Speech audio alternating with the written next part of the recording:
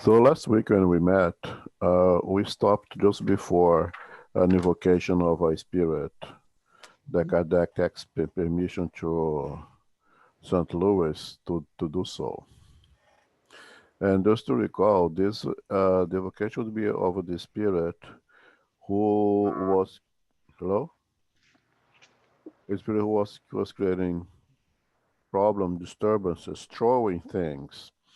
And if you remember, last topic of discussion was exactly ability of spirit of throwing materials.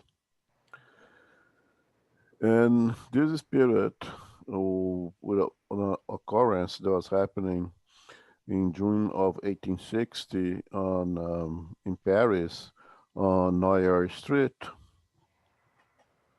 that the spirit was throwing things, throwing stones, throwing things at the house to disturb the individual who was living there. I got to know a little bit more about this case, and the person who was living there have recently um, made a contract to inhabit that house. And for whatever reason, this spirit did not like that person being there. And this person who is living there had asked for termination of the contract. They called the police and brought enough evidence that weird things was happening in that house, and no, he didn't want to live there anymore, and have to go to a legal process to actually be granted the right to undo that contract. And the reason that that Kardec asked St. Louis if indeed those events was happening, that specific location was true, and St. Louis confirmed that indeed there was a spiritual phenomenon happening in that house, is because somewhere also in Paris, in the vicinity, someone learned of this legal battle going on and also want to get rid of that contract and fake a spiritual phenomena.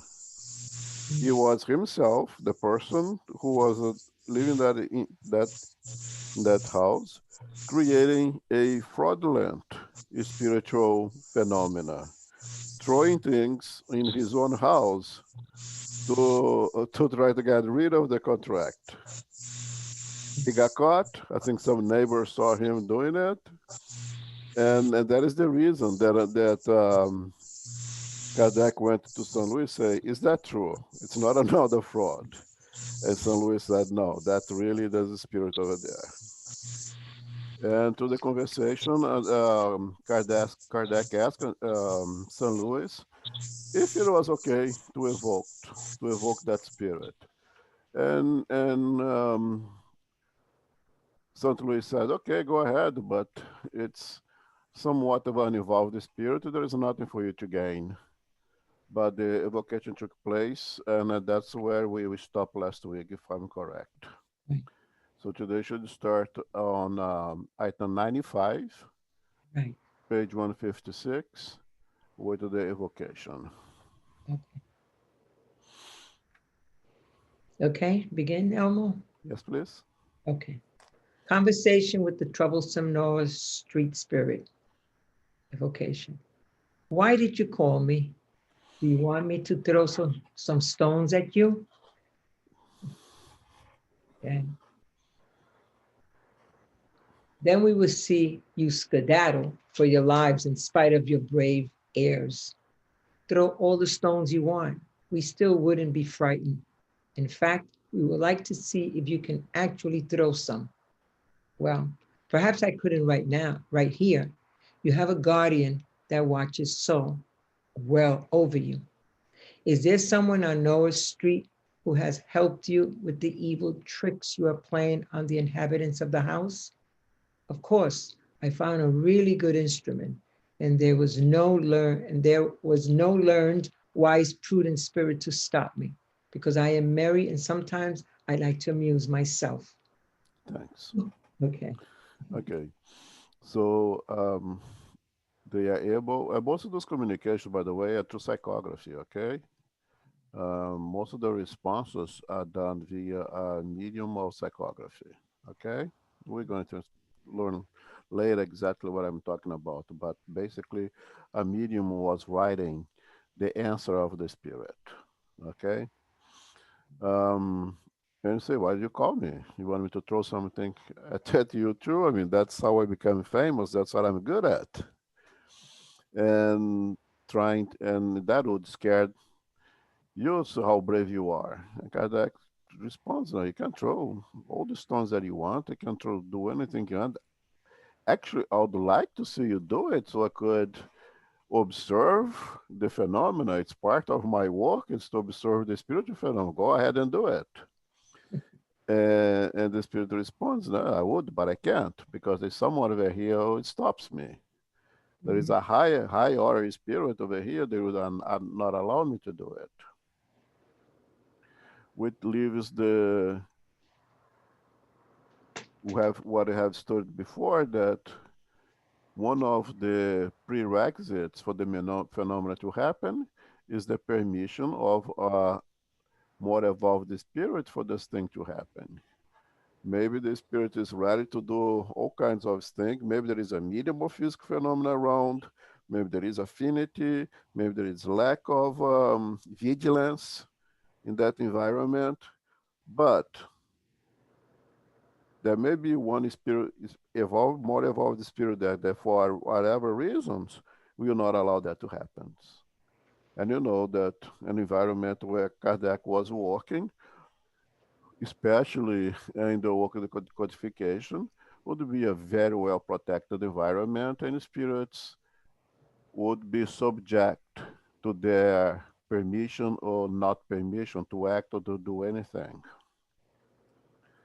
And then the second most important question is Kardec asked if there was someone there that allowed that phenomena to precipitate, to go on.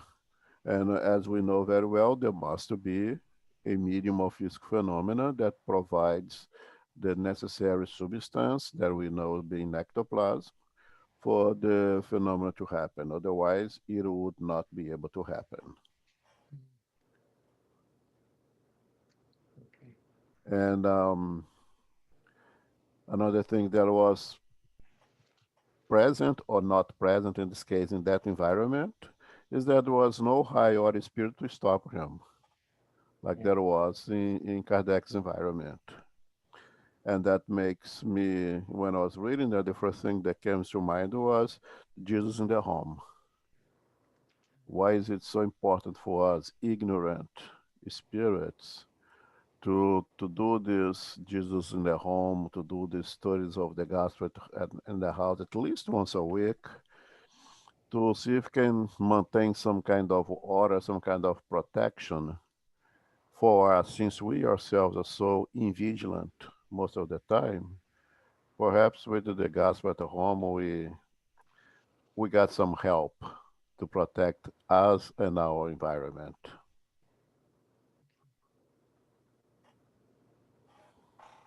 Okay? Okay. Yes. Okay. We're at number 4. Who has served as your instrument?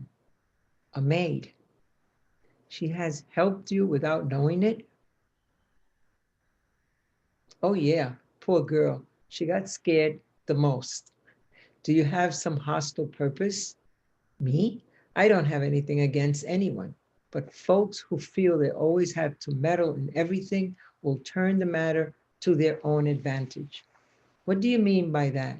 We don't understand you. I'm just trying to have fun, but you will study the incident and you'll have one more fact to prove that we exist.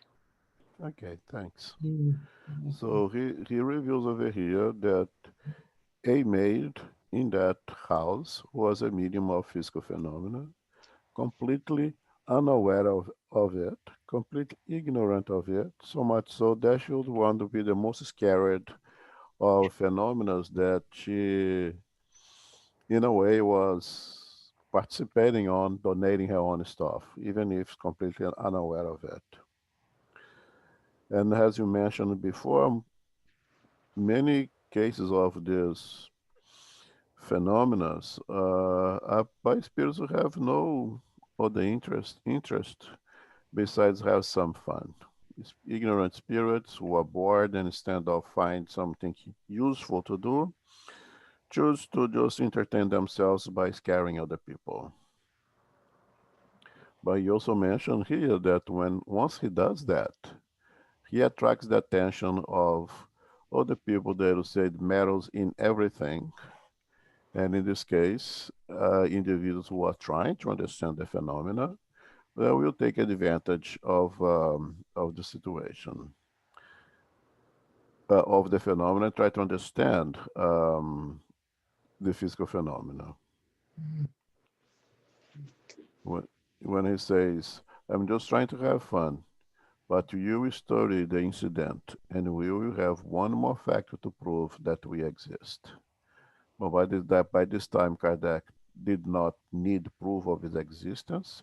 He was more in the process of understanding the phenomena than anything else. Mm, okay. Okay. Okay. Number 8. You say you don't have any hostile purpose, but you have broken all the window panes in the place and have caused real damage. That's just a minor detail. Where did you find the objects you threw around? They were all over the place. I found them in the courtyard and in the neighbors' gardens. Did you find all of them or did you make some of them? I didn't create anything or compose anything. If you hadn't found them, could you have made them? That would have been tricky, but we can mix materials and make something. Now, Okay, thanks. So an important question. And as you can see, as you read here, all those items that Kardec is asking to the spirit, he had already explained to us. And this case that he puts over here is just a verification of everything that was already stirred in theory. Now he's giving to us an example in a very practical sense, something that was actually happening. And the spirits too, they will use, they will throw things around. You use whatever things, objects that are around them. Stones on the floor, plates on the cabinet. No, they do not have to be very creative. If there was nothing to to throw, could they have composed it? Um, Erastus gonna go further and explaining this question, this answer, that indeed some spirits may have the ability to manipulate um, universal cosmic fluid or universal fluid and create something. But that is very limited to a number of spirits who are actually able to do that, and it requires many special conditionings for that to happen. So in average, the answer really would be no. A less evolved spirit will not be able to compose something out of universe cosmic fluid.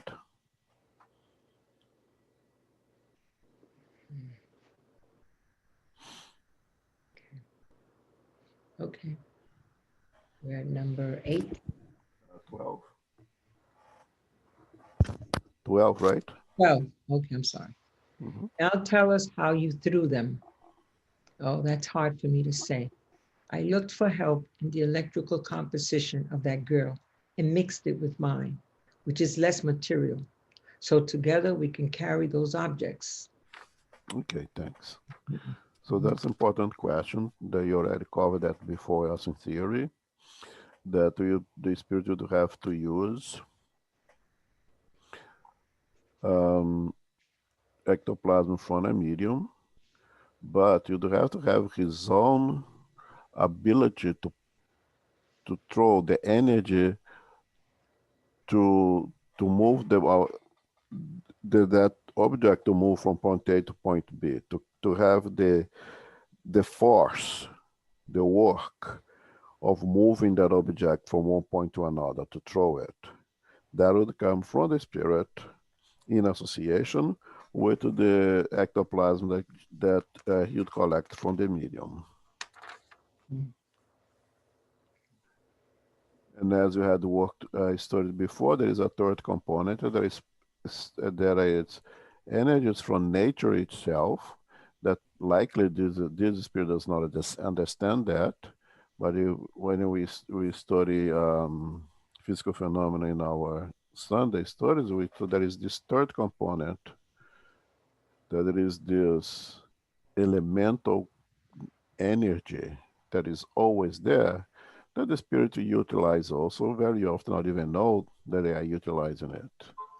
The same way that today all of us have a computer, powerful computer in our hand called our cell phones, but none of us really know how this thing work, but we use it.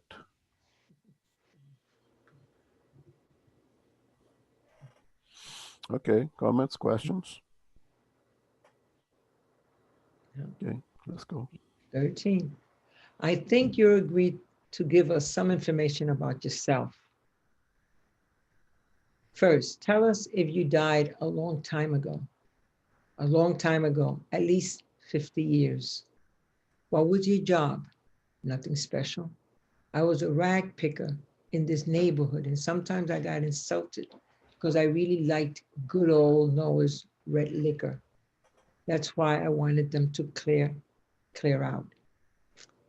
Have you yourself of your own free will answered our questions? I had an instructor. And who is this instructor? Your very kind King Louis. We asked this question because of the nature of some of the responses, which appeared to be beyond the capability of the spirit itself, both in the substance of the ideas expressed and in the form of the language. It is nothing extraordinary that he had been aided by a more enlightened spirit who wanted to take advantage of the opportunity to instruct us. This is a common occurrence, but a notable particularity in this case is that the other spirit's influence was made apparent in the handwriting itself. In the answers in which he, St. Louis, interfered, the handwriting was more regular and flowing, while in the answers of the rag picker, it was angular, rough, irregular, and often barely legible, revealing a very different character. Okay, thanks. Okay. We see here how the truth leaks slowly. Elmo, you're too low. Elmo, something with your microphone. Better now? Yeah. Now, better. Yeah, I put over my head, so it's not. um, we can see here how, in general, the truth leaks slowly from our mouth when the right questions are placed at the right moment. That although the spirit says this, they're only for entertainment, just to scare people, with Kardec's questionings and what was your job in the past and this and that, you see that it's more than just entertainment, that the spirits have been there before. He was working that area. He was kind of neglected or laughed at in that environment in the past. So there is some relationship of that spirit with that with that location that makes him react like that. That he may even be on his subconscious, and with the proper questioning, with the ability of extract the truth, no, Kardec was able to get this guy saying things that perhaps he didn't even notice.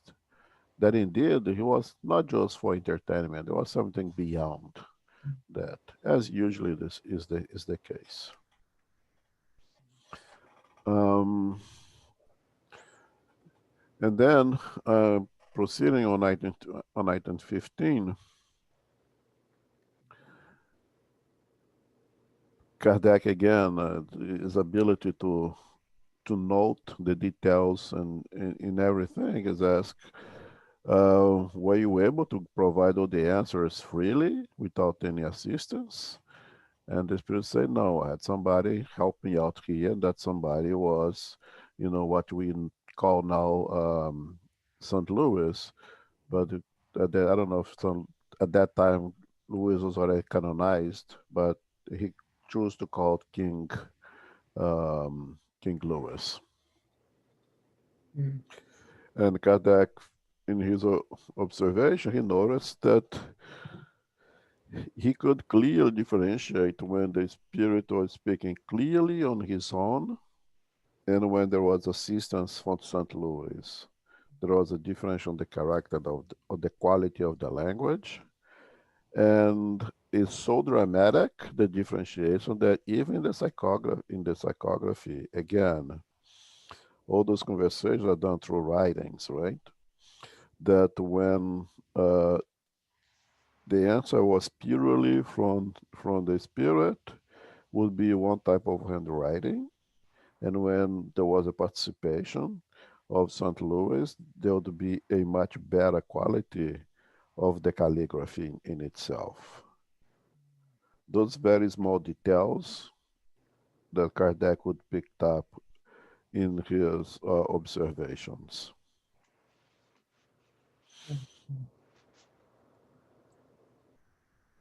Questions, comment? Okay, move on. 17. What do you do nowadays? Do you care about your future? Not yet. I just wonder about. I am remembered so little on the earth that no one prays for me. Since I don't have anyone to help me, I don't do anything. We will soon see how much may be contributed to the progress and relief of less evolved spirits through prayer and counsel. What was your name when you were alive? Jeanette. Very well, then, Jeanette. We shall pray for you. Tell us whether this evocation has pleased or upset you. It has mostly pleased me because you are nice folk, joyful and lively, although you're a bit serious. But that doesn't matter. You listen to me and I'm content. Janine. So the item 17 and to the end here, we see Mm, the differentiating of mediumship in spiritism and mediumship as mediumship. mm, That even though Kardec was there doing a work of observation, never used the opportunity to be helpful. So he's transformed this questionnaire of his own interest into a work of assistance for that spirit. He mm, used the opportunity to try to educate to that spirit, to pray to that spirit, mm, to bring some contentment to that spirit.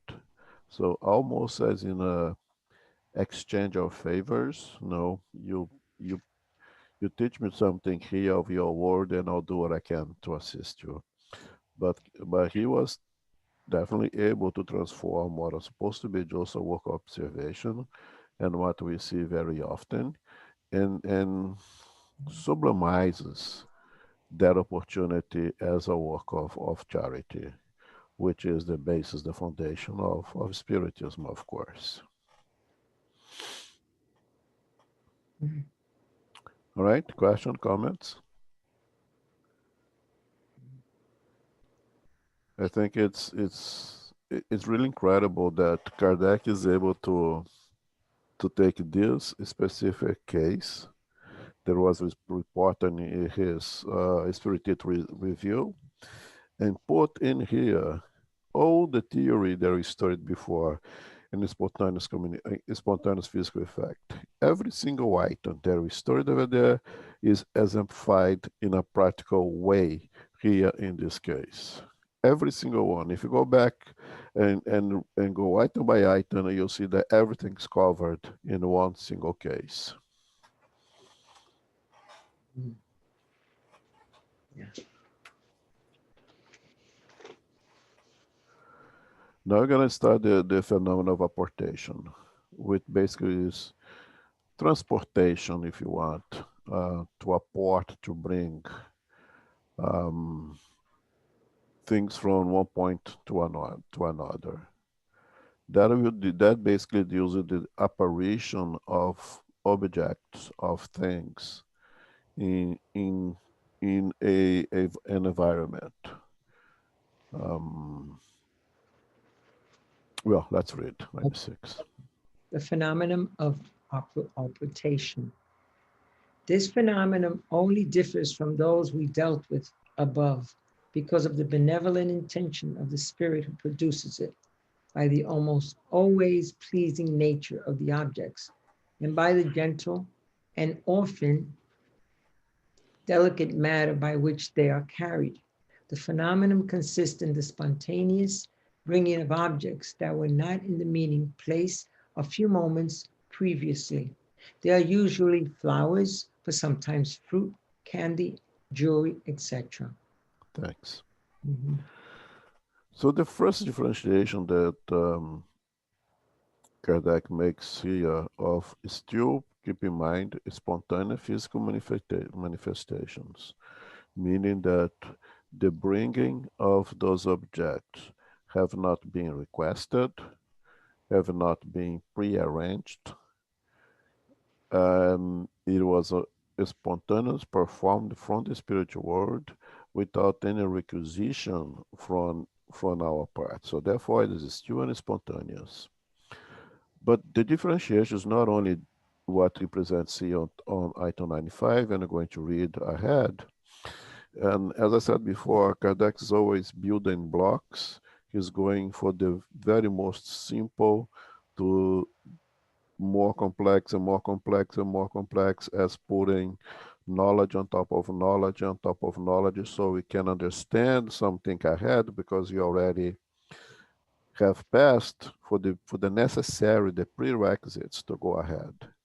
And when you're dealing with the physical phenomena, we start with the reps, the very simple things, and then we move on to throwing things that is a little bit more complex. And the phenomenon of apportations is even more complex. It for one thing, in general, or as much as I know and Kardec says over here, that's the case. It's usually for a good intent, for a good thing. What the spirits also usually bring at pleasuring things, flowers, candies, jewelries, um, things of a delicate, gentle manner. So, of course, you would not expect this from a brute spirit, from an ignorant spirit. You expect the gentleness, the delicacy, the delicate things for a more eloquent and more evolved spirit, or at least very well intended spirit, with the intention of bring so at least a moment of pleasure um, to us. But that's not the only differentiations. There is more differentiations. We're going to read ahead. We will see here that for apportation, it requires a greater participation of the medium. It requires a more prepared environment. It cannot be done easily as reps, let's say, can happen. It's a more complex. It requires a little bit more of immoral qualities, not only of the spirits, but also of the individuals in that place, in that environment. All right, question, comments? Okay, let's go. Okay, 97. We must point out, however, that this particular phenomenon is one that most lends itself to being imitated, and it is therefore necessary to be forewarned against fraud. We know that the art of stage magic can produce experiences of this type. However, even if we were not confronted with a professional, we could easily be fooled by a skillful and self-interested maneuver. The best of all guarantees is, first, the character, the known honesty and the absolute disinterestedness of the individuals who experiment with these effects. Second, a careful examination of all the circumstances in which the phenomenon occurs. And finally, an enlightened knowledge of Spiritism, the sole means of determining if there is anything suspicious about the phenomenon. Thanks. Like, as we used to say, and I really insist on that point, perhaps too forcefully at times, that we must be cautious. Mm. You must be cautious of frauds. You must be cautious of our own bias because we are spiritualists. We believe in the phenomena. So things start to happen and you are jumping head first. Yeah, the spirits are here. They're showing us things.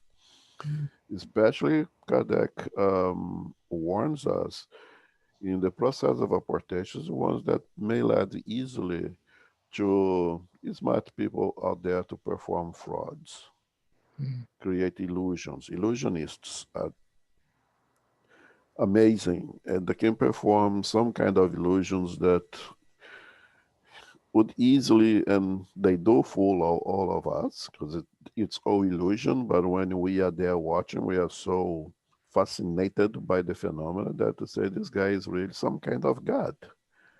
And it's all we know very well, just pure illusions. And it really plays with our mind, and especially the ability of making things appears from nowhere. Yeah. There is a lot of illusionists who can create that. So Kardec suggests us to be very careful because this is the one who could really uh, lead us to be fooled. That someone with good skills could really fool us. Yeah. And again, things to be very careful, to to be observant. One, the moral qualities of the individuals involved in the phenomena. If someone that you already know has in trouble with the laws because trying to fool people around is already create some kind of suspicion. Bias or not, it's a fact. Um, Someone who is trying to make money out of this, interest of produce of using that ability as a means of enriching oneself. That in itself creates some kind of questions. Those are all, in other words, all the possible red flags. And we should be very, very careful because it's not only harmful to ourselves, but it's also harmful for the doctrine as well. If you allow ourselves to be fooled by charlatans out there, our discretion is extremely important to protect ourselves, but also to protect the doctrine itself. Yeah. Okay.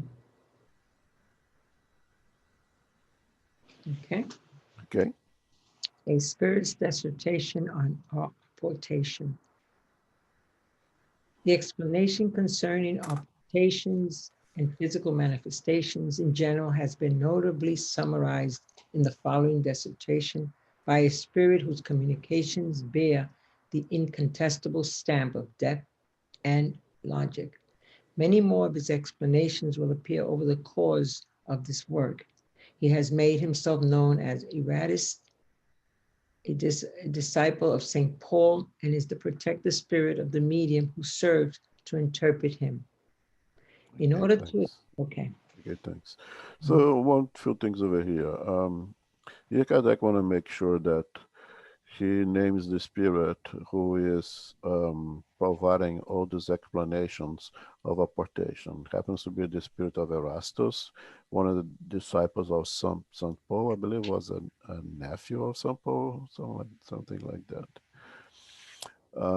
And we know that Erastus took upon himself the responsibility of work with Kardec and the codification, especially in the work of in the science of mediumship. We have him here now, and he comes back many, many times in this book. He's participates very strongly in this book. But it's also as a note over here that Erastus not only part of this the glab of spirit of truth, but also the protective spirit of the medium that he uses. One can imagine here the quality of the mediums of the spirits that was associated with Kardec, that now if you have, as you protect the spirit, a spirit of the quality of Erastus, you well evolved yet, because as we say, we don't need a PhD to teach kindergartens to to learn ABCs. So if Erastus protect the spirit of this particular medium, it does imply to us that that medium is pretty well evolved already to merit to have the assistance of a spirit of the quality of Erastus.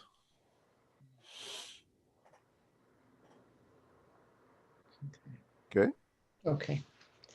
In order to experience phenomena of this order, it is indispensable to employ mediums whom I shall call sensitives, that is, gifted to the highest degree with the mediumistic faculties of expansion and penetrability.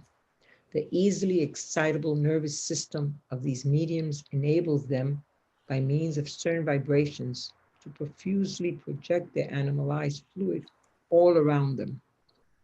Impressionable natures, those individuals whose nerves vibrate at the least emotion, who respond to the lightest sensation that influences them mentally or physically, internally or externally, are the most capable of becoming excellent mediums for the physical effects of tangibility and apportation.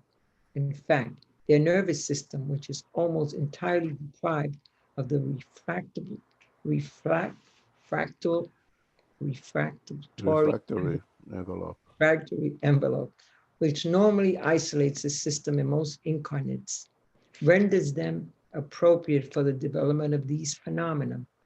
Thus, a subject of this nature, whose other faculties are not hostile toward mediumization, will more easily precipitate the phenomenon of tangibility, raps within walls and furniture, intelligent movings about, and even the suspension in the air of any heavy, inert matter. The same results will be obtained with greater certainty if instead of just one medium, there are several equally endowed mediums available. Thank you. Okay. So you see here that Erasmus is is diving deeply in some really new information here for us, or at least to this point. That now we are getting to a point of phenomenon that requires a higher degree of abilities of the medium. When it says over here, gifted, gifted to the highest degree with the mediumistic faculties of expression and penetrability.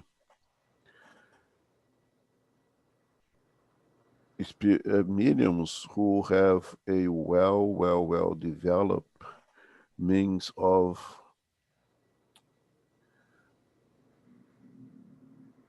getting a much deeper level of mediumistic trance, that they are able to be much farther out in partial separation from the physical body, when those phenomena, to be able to provide the necessary substance for the phenomena and have some kind of participation in the phenomena itself. Okay. Um, does it mean that these are mediums who are highly morally evolved? Not necessarily, but have this organic. What he's talking about here is very organic. It's very physical um, abilities. He's talking about nerve system. He's talking about things that we all have, the nerves, the muscles, but they have an ability to re-energize those things in a way that our science does not explain very well yet. These are a very medium able to perform very eloquent phenomena, so to say. And one of the things that may be the reason that he says over here is when he says here, in fact, the nervous system, which almost entirely deprived of the refractory envelope, which normally isolates this system in most incarnates, rends them appropriate for the development of the phenomena. I am, I think, I'm not going to say absolutely sure, that he's talking about what we call the tela boudica, which is that thing, I can only call it a thing, that is pretty much the cover that protects us from the spiritual world, perhaps protect the spiritual world from us, that creates that degree of separation, that we know that mediums of greater faculties, more ostensive mediums, has some differentiation that tela boudica that allows greater participation with the spiritual world. And for us, just average mediums or sensitive, without this more ostensive mediumship, we have a more dense, a more impenetrable, so to say, tela boudica. I think that's what he's mentioned over here. I can't say for sure. Okay, but he's created a direct association of this tela boudica with the nervous system, which to me makes completely sense.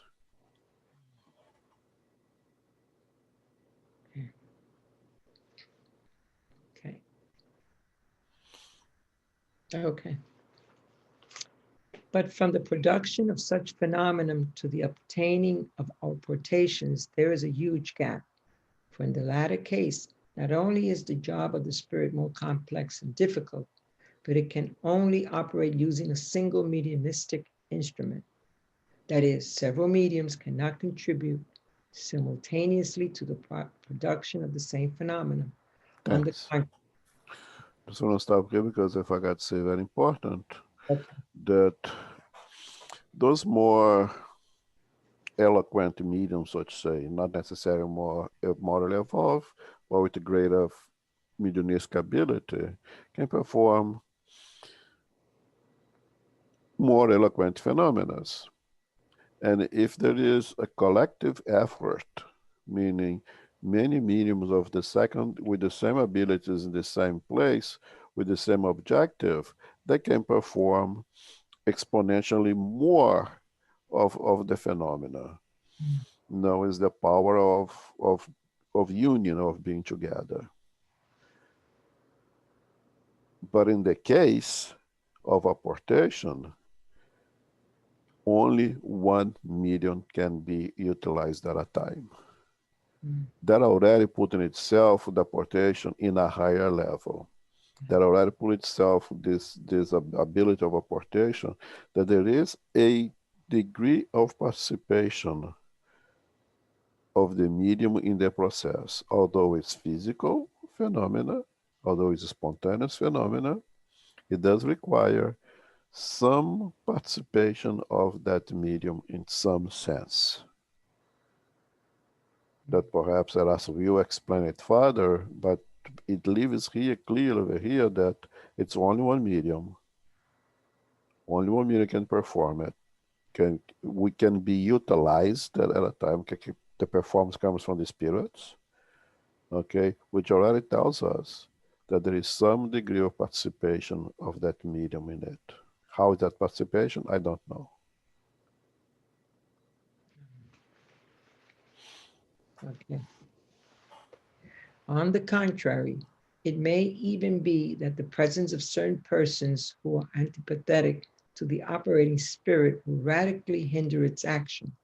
To these very important reasons, we will also add that apportations always require the greatest concentration and at the same time, the greatest diffusion of certain fluids that can only be obtained from extremely well-gifted mediums. In a word, mediums whose electro-mediumistic instrument is well conditioned. Normally, apportation phenomena are and will continue to be exceedingly rare. I do not need to show why they are and will continue to be less frequent than the other phenomena of tangibility. From what I have already stated, you yourselves can infer why. Moreover, these phenomena are of such a nature that not all mediums can produce them, and not all spirits can induce them. In fact, between the spirit and the medium, a certain affinity, a certain analogy, in a word, a certain similarity must exist that enables the expansive part of the perispiritual fluid of the medium to mix, unite, and combine with that of the spirit who desires to perform an apportation. This fusion must occur in such a way that the resultant force becomes so to speak, one. That is, in the same way that an electric current acting upon charcoal produces a single focus of light.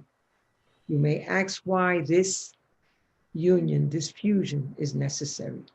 It is necessary because for the production of these phenomena, the essential properties of the spirit agent must be augmented by certain mediumized properties since the vital fluid, which is indispensable for the production of these mediumistic phenomena and is the exclusive property of incarnate spirits, must necessarily impregnate the spirit agent. Only then can the spirit agent, by means of certain properties of your environment, which, which are unknown to you, isolate, render invisible, and more certain material objects, and even individuals as well. Thanks. Okay. Where is Paco in English, please? Okay, so one single word that have never come out until now that pretty much explains everything that he said over here. That's the first time that you see this word in this book, affinity. Affinity. In order for this process of apportation to take place, remember that Keras just told us, only one medium. For the other types, if you got 30 good mediums, you could make the phenomena 30 times better, so to say, or 100 times better. Here is a one-to-one. Here there is a much higher degree of association of the medium with the spirit.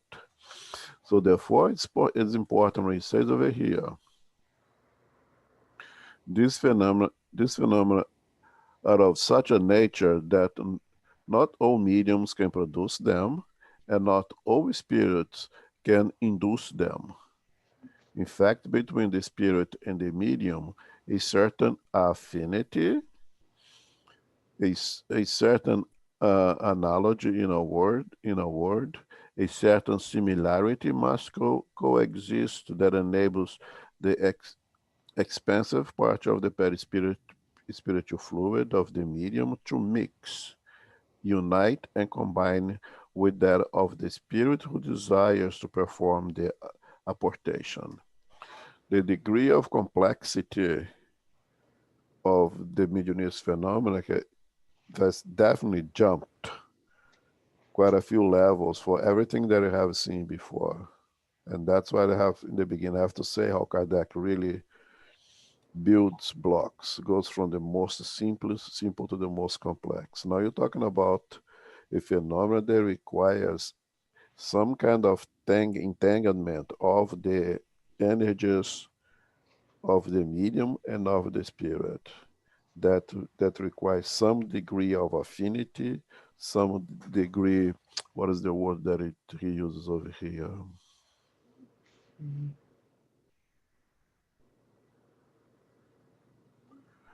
a certain similarity must exist between the medium and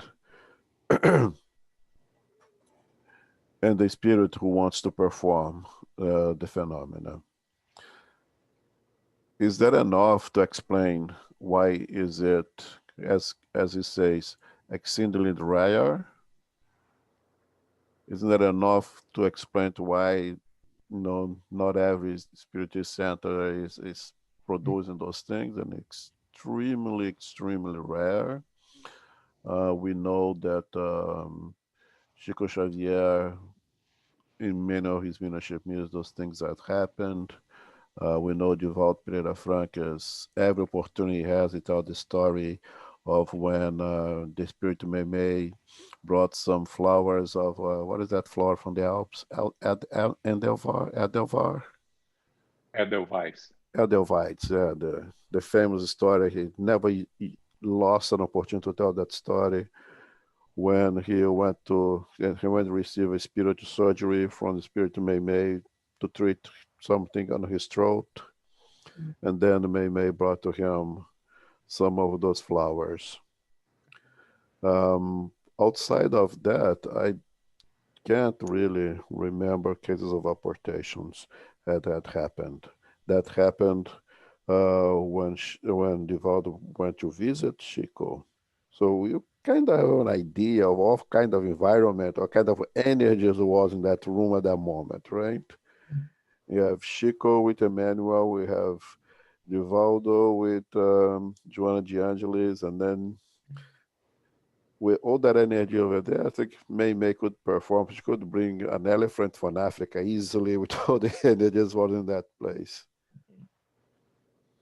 But it's not something that happens very often. I can see over here the degree of the complexity, of the degree of association of the medium and the spirit to be able to perform that phenomenon. Questions, comments? Hey, Elmo. Hey, how are you, Renato? Good, yourself? Good. So the object itself, since you are bringing from somewhere, it's not a copy, right? It ceases to exist wherever it was, right? It is a true object they picked from somewhere and transported to that place. Okay. And that could happen also to bring an object from the spiritual plane, or has to be from the physical plane. Most of from the physical plane, but they can bring things from a spiritual plane as long as those things are in association with the planet Earth. Because you remember when you studied before, Kardec specific asked, can the spirits bring things from another planet? Only if there is a compatibility of the elements of that planet with the elements of Earth, then they could. So things that associate with Earth, they could bring from the spiritual world to here. And the process of doing that is the same. It doesn't matter where the object comes from, right? The process of apportation is pretty much similar. Yes, we're going to read a little bit ahead, but yes, it will be pretty much the same. With the flowers at Edelweiss that May brought from the Alps, because Divaldo was very much fond of that flowers for whatever reason. Divaldo said that even have the drops of the dawn from the Alps in some of those flowers. And just curious, it's not going to change in the process itself, but do you know if do we know if is I don't know if there is a word for that, but like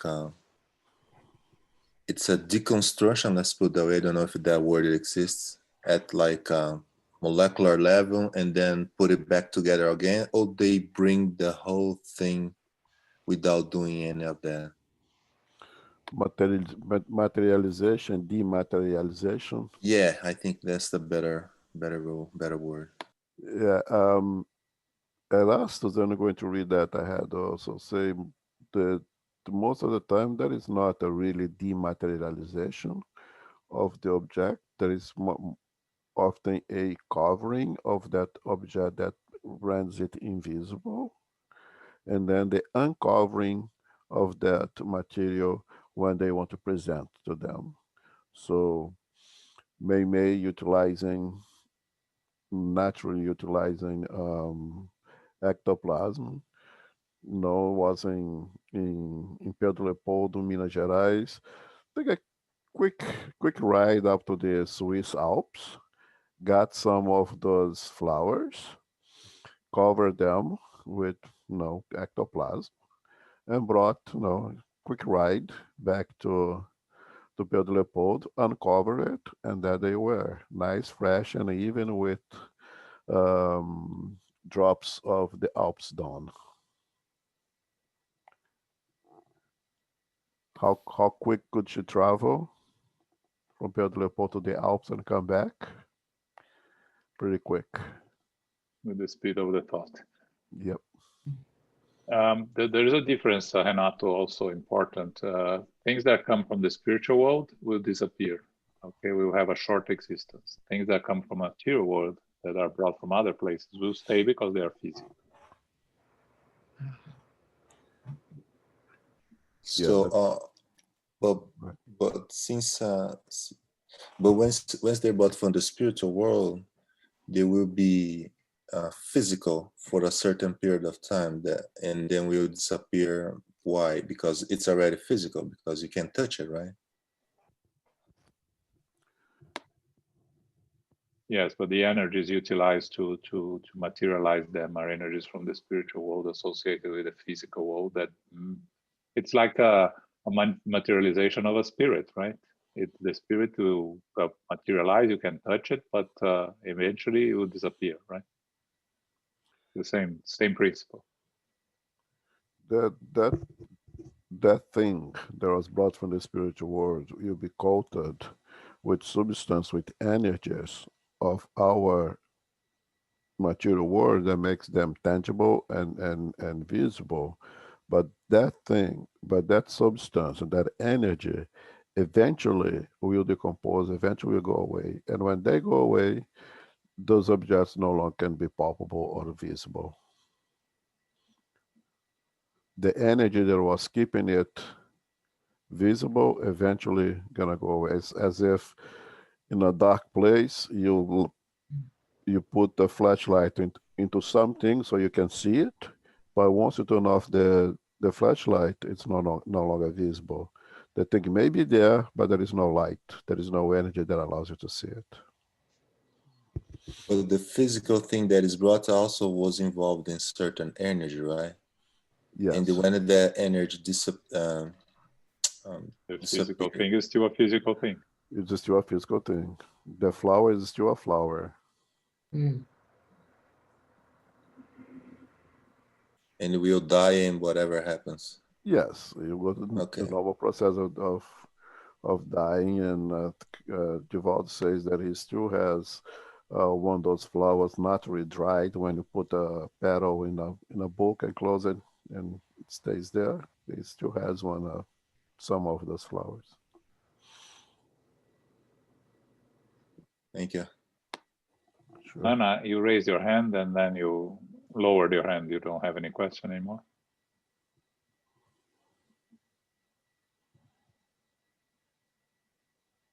Sorry, you couldn't hear me, but Renato already asked my questions. He read my mind. Thank you. Thanks. Thanks, Anna. Okay, Elmo, I think Okay, we're done here. Yeah, I think we come to the end of this one.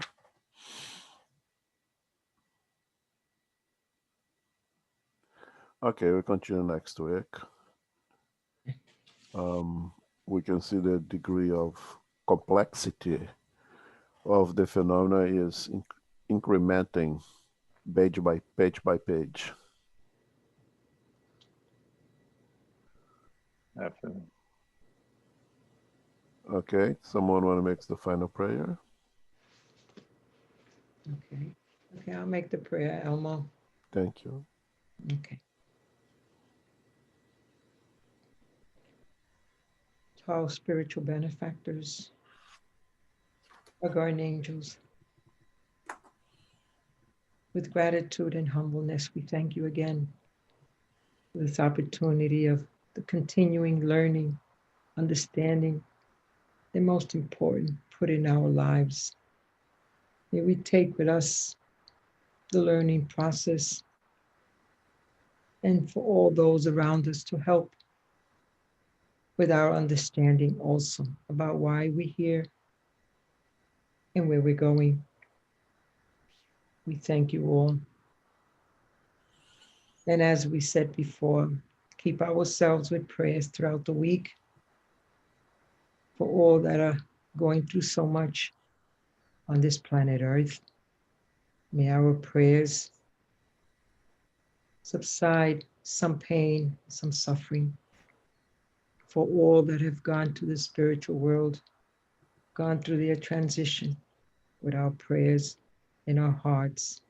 May they be supported, assisted, and helped and guided as they see a new dimension.